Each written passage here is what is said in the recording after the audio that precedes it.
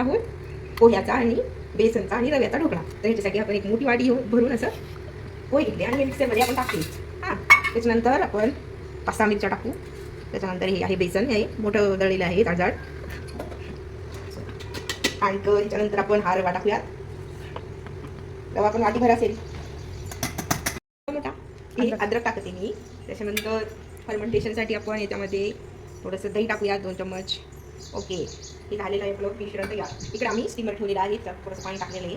10-20 मिनिटासाठी ठेवून देऊ आपण. आता हे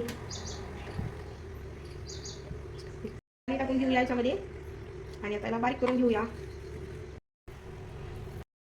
जास्त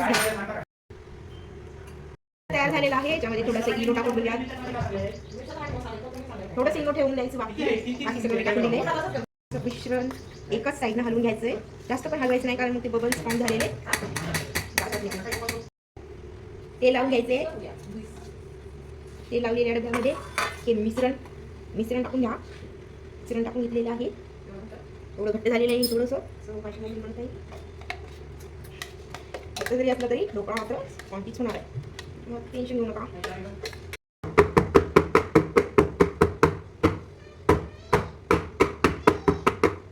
एक गोष्ट करूया,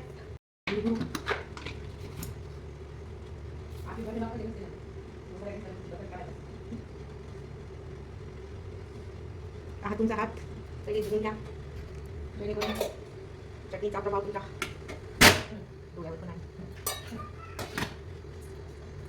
आपण 20 मिनिटासाठी असं स्टीमरवर स्टीम होऊ देणार आहे. छान असा ढोकळा तयार.